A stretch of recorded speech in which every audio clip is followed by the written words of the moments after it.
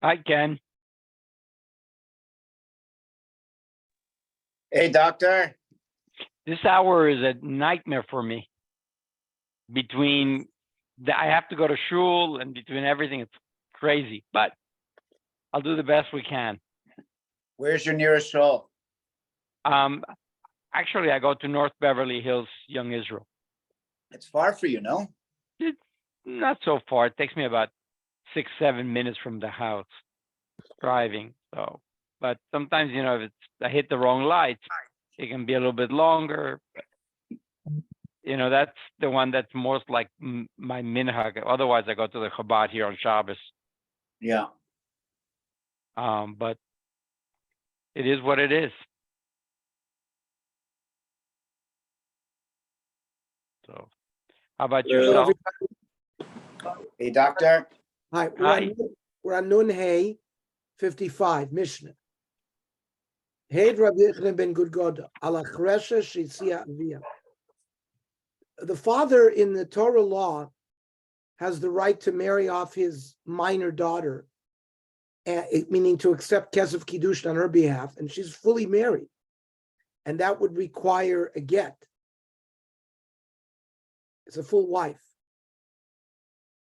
Now, a chreshes is a deaf mute. Let's say the daughter's a deaf. Now, technically, Chazal understood that someone who was a deaf mute had no das. So normally, you can only be makadesh a woman with her das. You can divorce a woman without her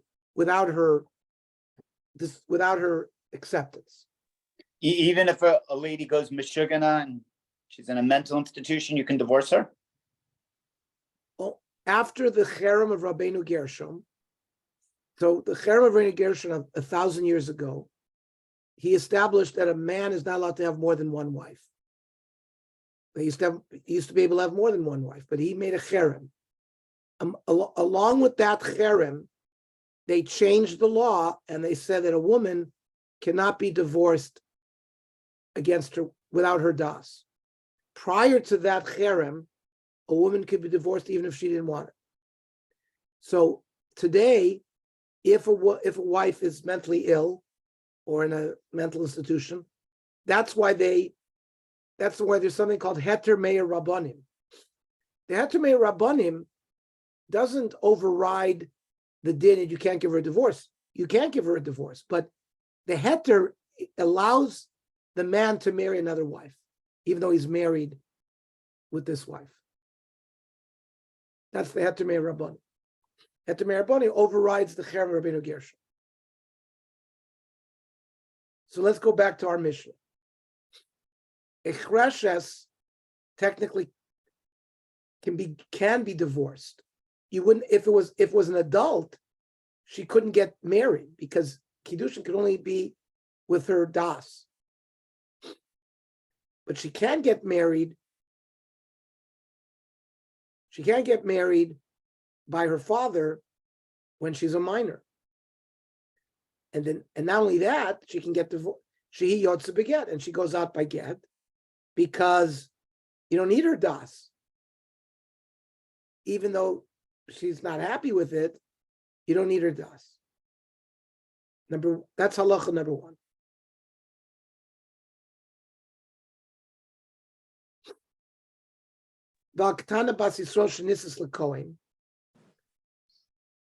Now, when there is no father, so the mother and the brothers were given the right to marry a minor girl off, but it doesn't have the koach of kiddush midaraisa. It's only rabbanon. Those are the cases where she can do miyun, where if she doesn't want to stay married, she can say I don't want, and it goes out and that's it. There's like an annulment. Now, normally, a Jewess who's not a Kohen is not allowed to eat truma. But if you're married to a Kohen, you can eat truma. Now, this marriage, even though that's only a dirabanan marriage, that's the chiddush here of this Mishnah. So even though this is but ochelos betruma says Rashi dirabanan.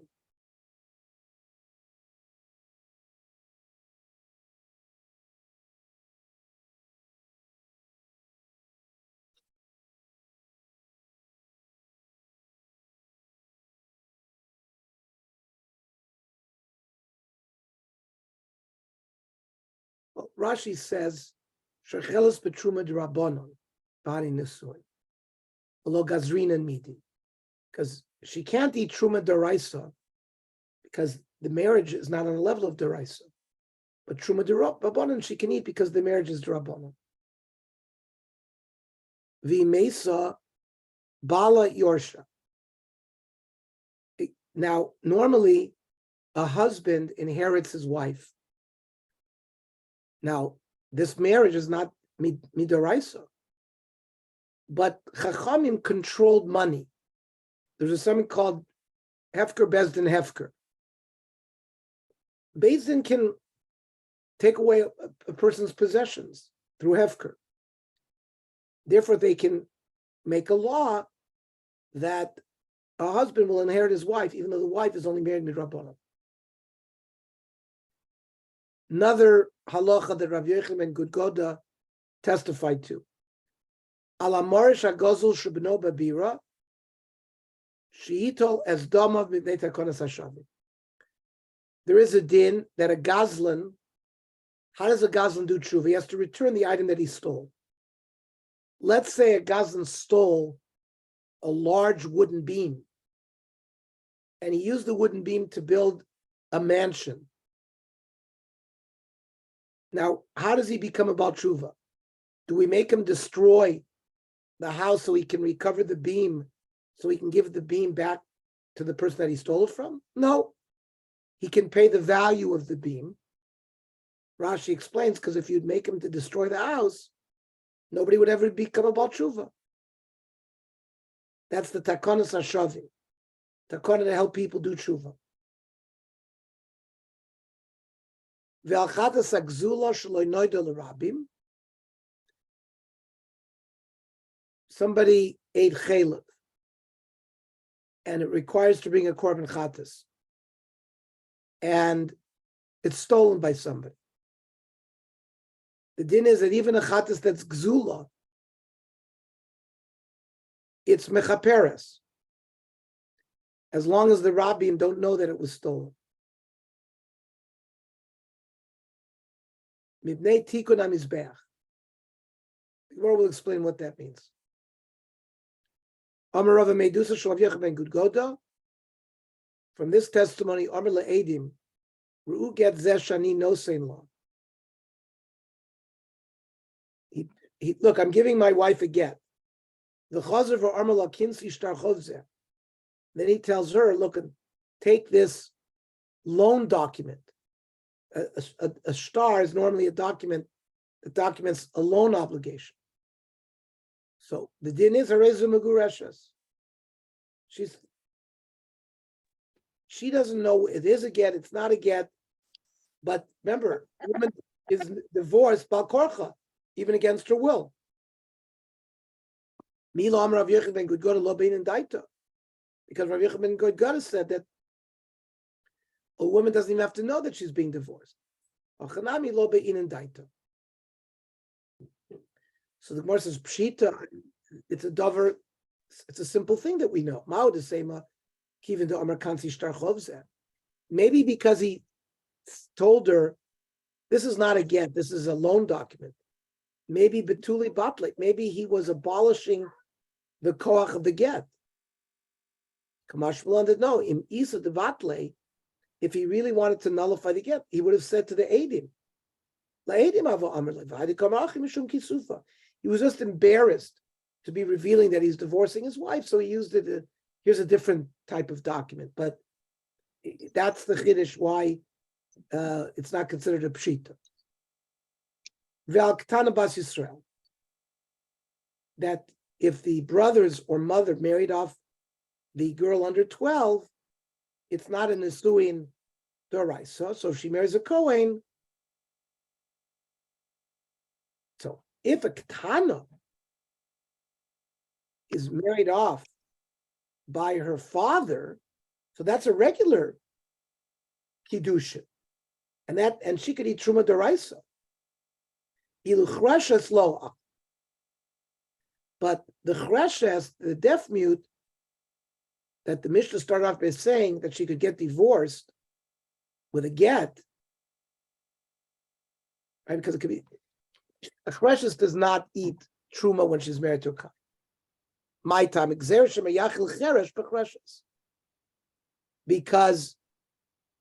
if a regular kohen is allowed to feed his wife who's a deaf mute truma, we will come to allow a deaf mute kohen to feed his wife who's also deaf mute truma, which is not allowed.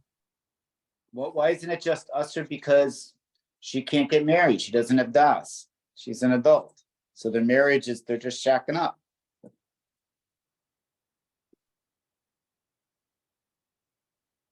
No, because a cheresh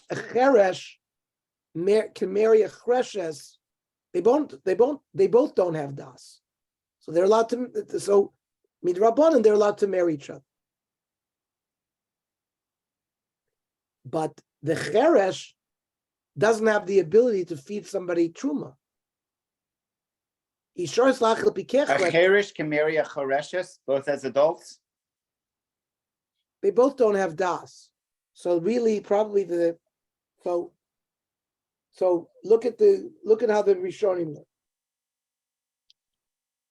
Chiyuv mitzvahs and punishment, cheresh shoyt v'koden don't have that. Chachamim made certain takonas for nesuin. That number one, a ketana could get married through the offices of her mother or brother, even though there's no father. So they made this special takana. There's no get then. They would So never get that. by a cotton, there's no nisuin at all. And by shoitim, by Meshigan is Chachamim didn't misakin in nisuin.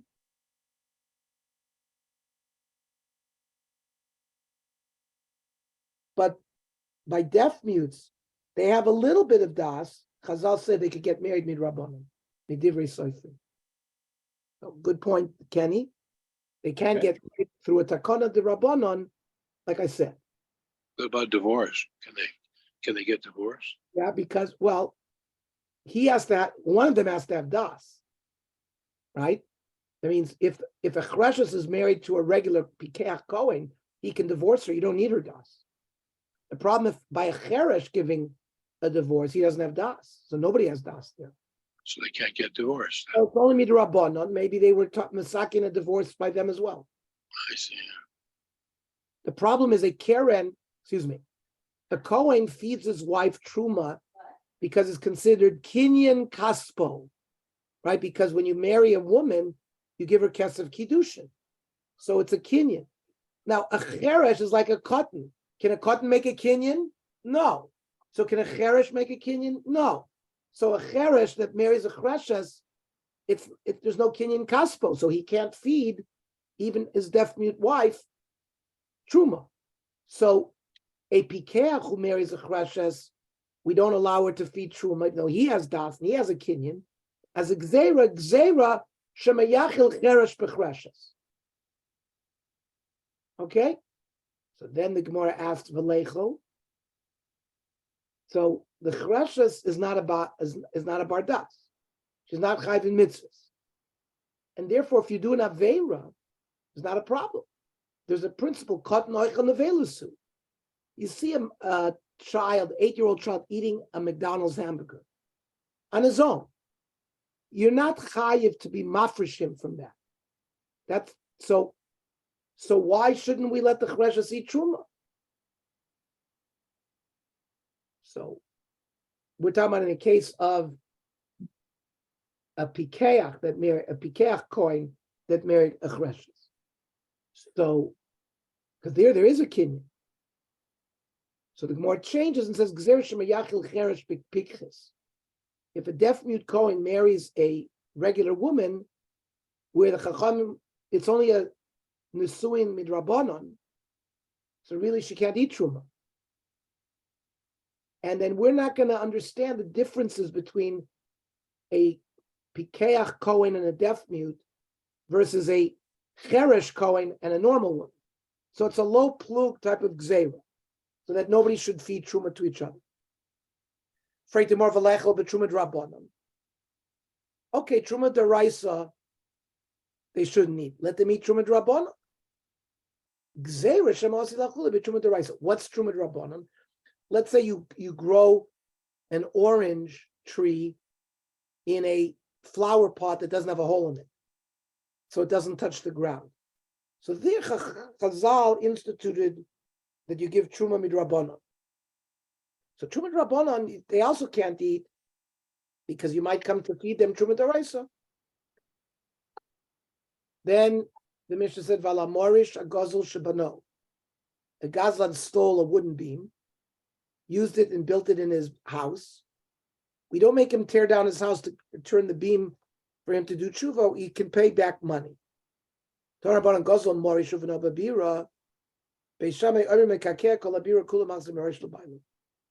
Beishamay says to be a baltshuva, he has to tear down the house, find the beam, and give back the beam. Because of this takana to be meiko for baltshuvas, Beisil said you can pay the money.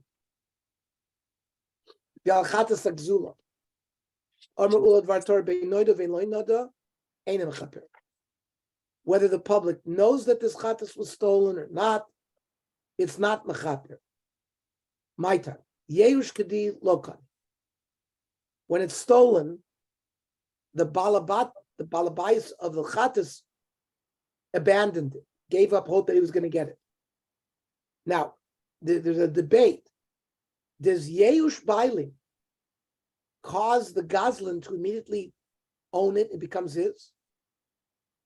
Or does the Goslin have to do a Shinui? Do you need Yeush and Shinui? So Ula holds Yeush alone doesn't work.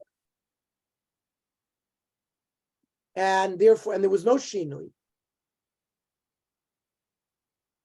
There's no Shinui in the animal. So the stolen animal didn't belong to him. And therefore he can't be makravit and get atonement. So why did it say Matam Amru Lo Noda Mechaperes? Why did the Mishnah say that if no one knows about it, it does work? As Shelo Yu Kohanim Atzavi. Just that the Kohanim wouldn't be depressed, that they were mockery of something that really wasn't Oil Mizbeach. But it's such a difficult Gemara to understand. You would have to, just because the Kohanim shouldn't think that. I mean, he's doing an Aveira over here that's like Beferish and Aveira. I could understand. You bring a korban to be mechaper, bring another korban to be mechaper on that you were Gaza, you were a Gaza. So this is a din in Kodshim, not in Mominus. So, but I'm not talking about Mominus. I'm talking about Kodshim. Yeah, I'm not saying you should pay back. Let him bring another korban for Gazlanus. There's no korbanos for Gazlanus. How he's going to be about Shuva for the fact that he stole, it's a different parsha. Here we're dealing with an animal. They made a general rule that if a person brings a chatas, he's mechaper it. Because we don't know, was it stolen, not stolen. The Kohanim are always going to be fearful. Oh, maybe this is a stolen animal. And we're bringing an animal that's not really roy, because if a person is not really mechuyev to bring a chatas, and he brings a chatas, it's like bringing chulin lazara and other problems. So they said a chatas will be accepted by the mizbeach, so that the kohanim are not driven nuts that maybe this was a stolen korban. It's a din in kodshim that there's kapara. It's not that whether the guy deserves kapara, doesn't deserve kapara. It's in fact, it's for the benefit of the kohanim, nobody else. I don't know if he has kapara. Maybe it's for the benefit of the kohanim. I don't see where he has kapara. When it says mechaperes, shehi mechaperes, that means a very difficult. Doesn't have to bring another. Okay. I hear it's very. There must have been a knuni of kohanim with the rabbonim over there. It's a difficult thing to understand. Come on. But Shelo you call him atzavim she'achlu chulin shenishchu tu. I heard they said it shouldn't. No problem. I understand. Okay. Amile rabbanan le'ula. So I don't know why it wouldn't be the same reason that we had before, like regarding the beam, like to not mishum to kind of shove him. Guy steals a korban, and then he wants to return it. He wants to do tshuva. So the Chachamim enact this gezerah, as Walter says, which is odd because it's just not emes at all, that he can bring it back and he doesn't have to bring in another korban for the fact that he stole the first one. I would think the reason is to encourage people to return, it's not known about, return it, finish, like the last case of the beam. Or return, or at least make a takona, return another korban to the other guy. In other words, give it back to him. Just like what I agree with Kenny. The guy who stole it, he needed to bring, the guy who stole it, he stole an animal. And then he designated it to be a korban chatas, because he ate chayla. Oh, I thought it was already a korban chata. Someone designated this animal as a chata. They already designated. He stole and that. He stole it. Yeah, that's what the Gemara says. And then he wants to do tshuva. So he now returns it. No harm, no foul. The Chachamim say he can do it. No. So I would have thought it's not has to do with the Kohanim. It has to do with the fact you don't want to stand in the way of people doing tshuva. Make it easy. So the Rambam says, Hagoy nevu hagoy zel korban, v'ikrivu. Harez apostle, v'nisyashu abaylim kosher. So we're going to see at the end of this sugya that if the original owners had given up hope of ever getting that animal back, then the korban is kosher. Mipnei takonos mizbech amru shachatas agzula im yodu bo rabim. If it was known by the public that this was a chatas gzula, eina mechaperes afilu kishin yishashu abayim. Then it doesn't work even after Yehush. Shelo yonru mizbech oichel gezelos. Because we're going to see the Mishnah said it's not a takana for kohanim, it's mipnei tikkun hamizbeach. So No, I think it's also a tikkun for the rabbim. I think that he brings in, the Rambam brings in the rabbim, so we have a thing that the rabbim can mataher treifa, they can mataher. So the fact that the rabbim don't know, they're mataher. The minute they know, the rabbim knows, the whole thing is no good. It's got to do with the rabbim, not with the kohanim. The Mishnah said, not the Rambam. Al chatas agzula shaloi nodel rabbim. I understand. I'm saying The that's how rabbim know about it. It doesn't work. Shalom noda, the public doesn't know it. Then it does work. But we'll see. It's not for the kohanim. No, it's a busha for the mizbeach. Okay, because Amarle Rabbanon. but it's a din of rabbim. Because back to the Gemara. Amarle Rabbanon leula. How can you say that the takana was made for the kohanim? Banan mibnei tikkun hamizbeach tnan. It was made for the mizbeach. On the hand, so Ula answered, "Kivan shakohanim atzavim, they're depressed. Nimtza mizbeach batel. If they're worried, if the kohanim are going to be worried that they're bringing all sorts of problematic korbanos on the mizbeach, they're not going to bring anything to the mizbeach.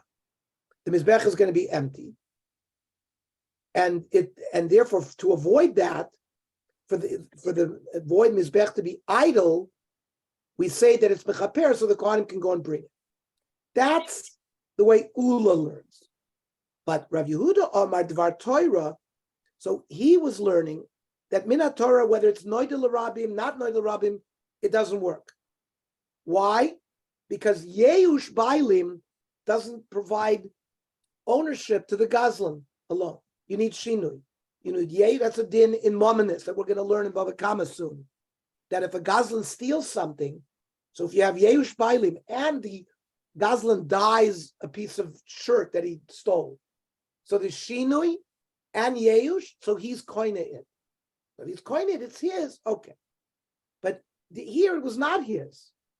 So it's not his. Why do they say that if nobody knows about it, mechaperes, it's not his? So the reason kohanim atzavim, which is then tikkun hamizbeach. But Rav Yehuda Amar says Dvar Torah bein loida is mechaperes. If the rabbi knows about it, they don't know about it, doesn't make a difference. Me'ikar adin, the korban will be valid. My timer, because Yeush Kedi Koni. Most people, when something is stolen from them, they abandon hope that they're going to get it back. Therefore, the Gazlan is koine it, and he can be magdish it. Like I said before, it could be he stole an animal. He didn't steal. The guy had designated an animal to be a korban, and he stole that korban. That doesn't make any sense either. Well, who's mechaper? Maybe there you'd have to learn that the original guy gets his kapor even though he didn't offer it. But here we're talking about the Gazlan stole an animal. Now it's his. He ate chaylev. He designated as a korban, and it works because he owns it and he's mechaper with it. So then, if that works, why matam amru noida eina mechaperes? Then how come if the rabbi knows about it, we say it doesn't work? Shelo yomer mizbeach oichel gezelos, because otherwise, if we know for sure that it was stolen, then we're not going to allow kapar. Because people are going to say, oh, the Mizbech is swallowing up things that are stolen. So, and that's how the Rambam ended up paskening like this second shita of Rav Yehuda, the Meikar Adin, he gets it, and it should be kapara. You don't make a kapara because of the tikkun. And that makes sense, the way the Mishnah said, because it's a tikkun lemizbeach. However, the Gemara analyzes different. Now, why dafka did they choose a korban chatas? We have korban ola, we have korban asham. Why dafka chatas? You know why? Because a chatas is eaten by the kohanim. there's an element of achila. As you know, korban ola is completely burned. So I understand why the Kohanim would be upset. When you say a korban is pasul and somebody eats it, it's like he ate tarfus. They're allowed to eat such a korban. So now I understand why the Kohanim are upset. El Rav Yehuda. Rav Yehuda said that the chashash is because of the kavod hamizbeach, nothing to do with the Kohanim.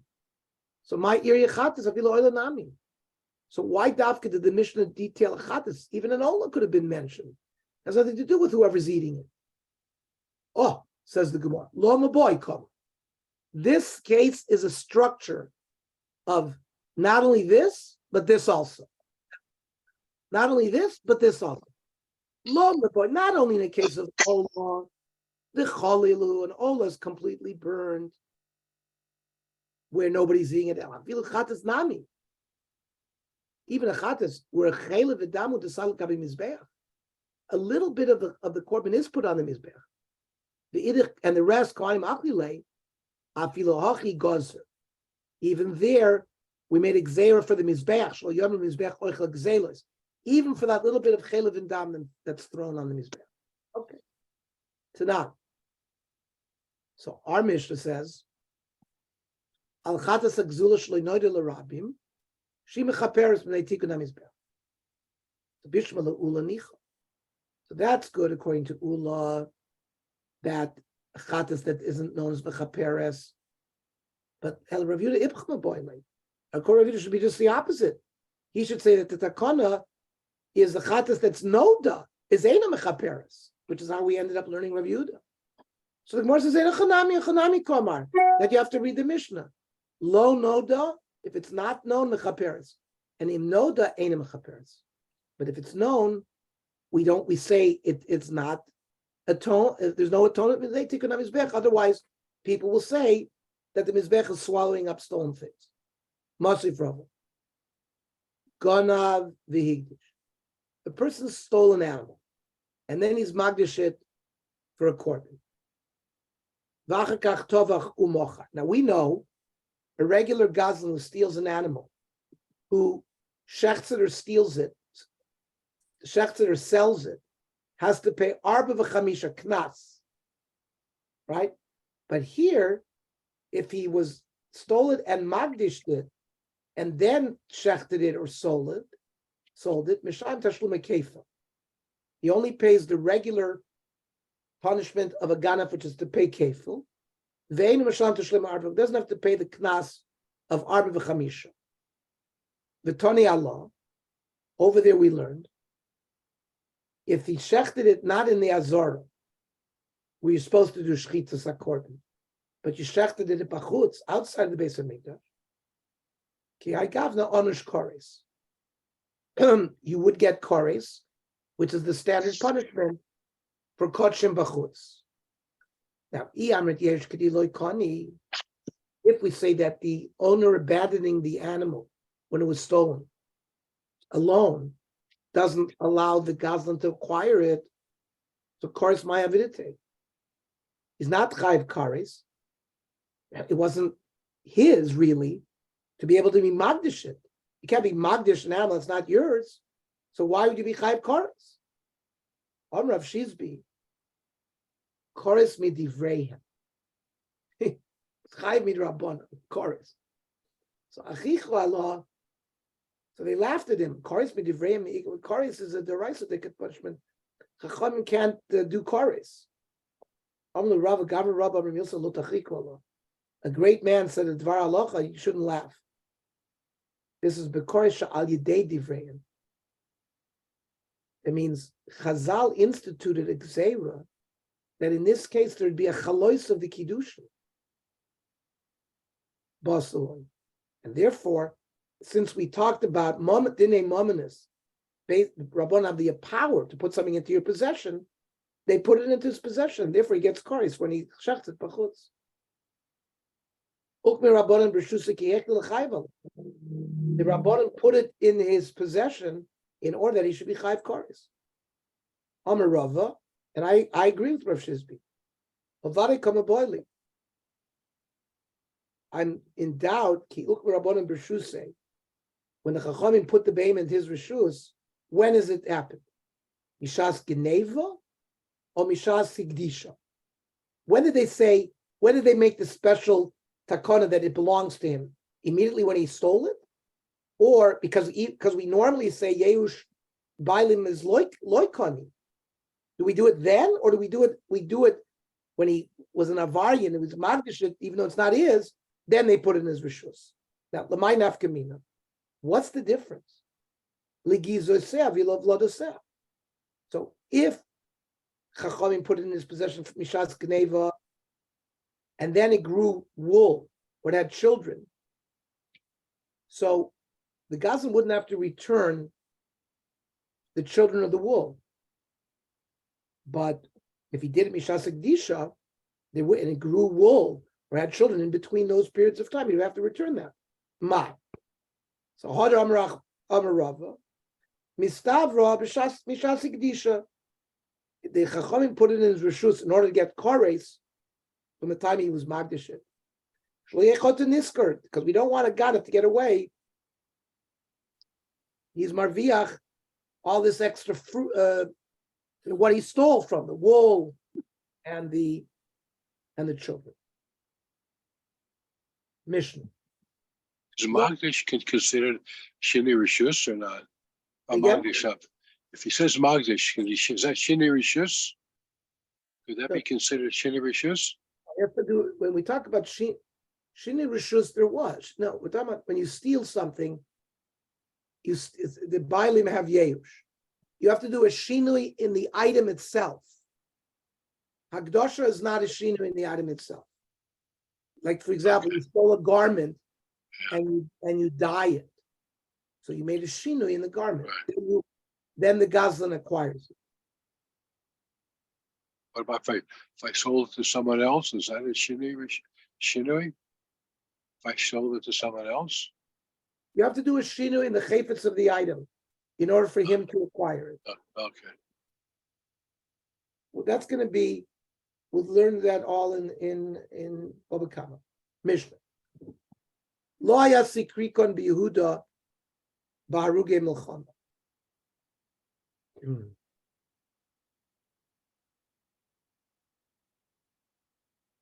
You have a mafia guy, a goy that's killing Jews.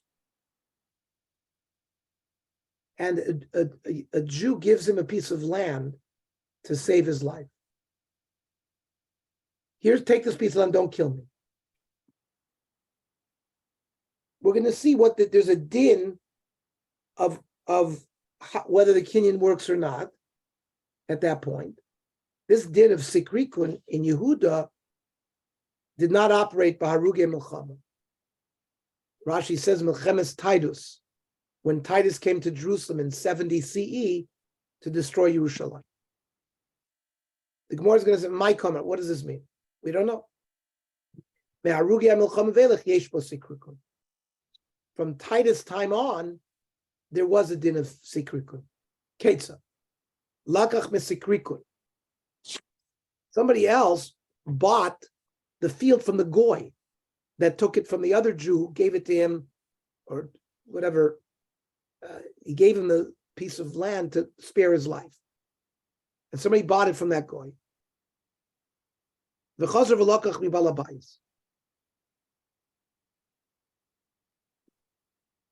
And then he went and bought it. He wanted to buy it from the balabayis who owned it originally. Mekcho batel.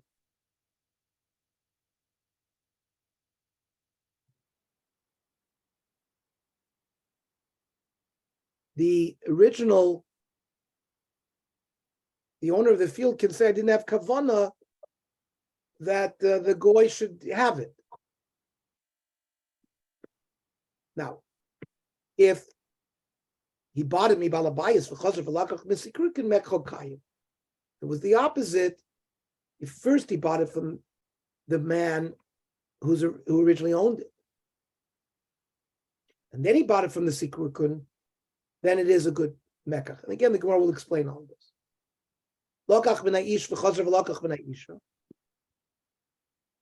Let's say you go buy a piece of land from a man, and you You buy it from his wife.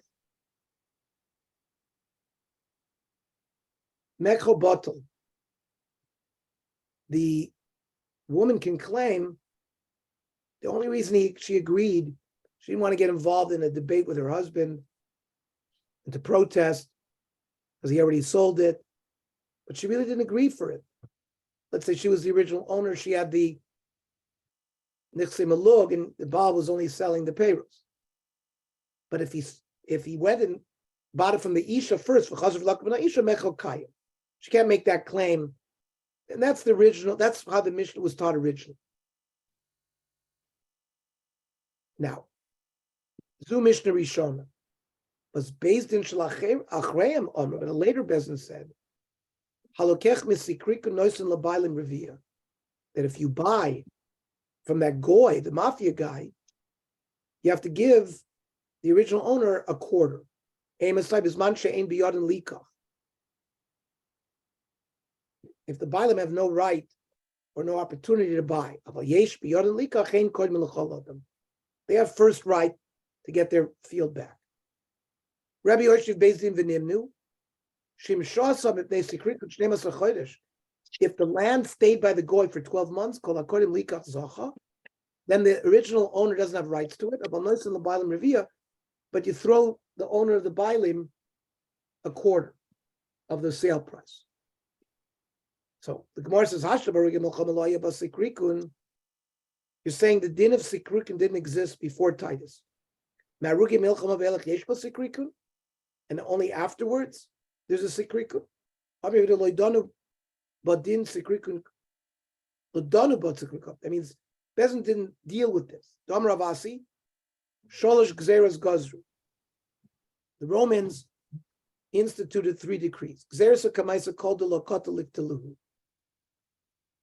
Whoever doesn't kill Jews, we're going to kill you. The Mitziyasa, the middle Gzera was called the Kotel. Whoever kills a Jew, Lacey Arbazuz gets $4. The last Basraisa called me the Kotel Liktalu. Whoever kills a Jew will get killed. So Hilka.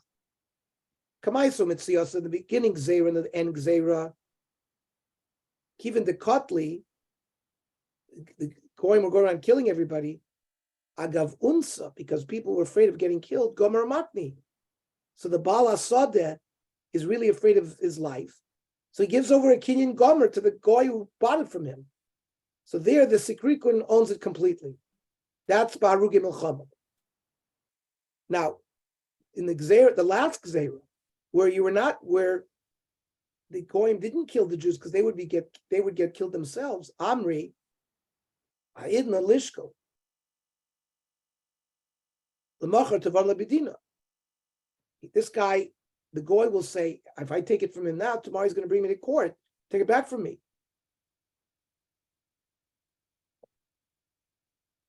So there, he might not be makne it completely with a Lev Shalom. That's the difference between the original Gzeres and the next grade. Now, I'm going to stop here because now we start with the story of Kamsu Bar Kamsa. So it's a new sugya, which for the next few blot, we're going to be dealing with the famous Agadatas of the Churban, very appropriate for the time. And I have to run to Mincha now.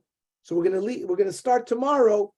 That tomorrow is Tuesday. So we'll also learn at 7 o'clock because we have Tzur Rabbanon tomorrow night, 8:30. Tonight, the Navi Shir, because didn't have the Navi Shir last night, we'll have the Navi Shir tonight at 8:30. Shkoyach, Eli. Go ahead, Ernie.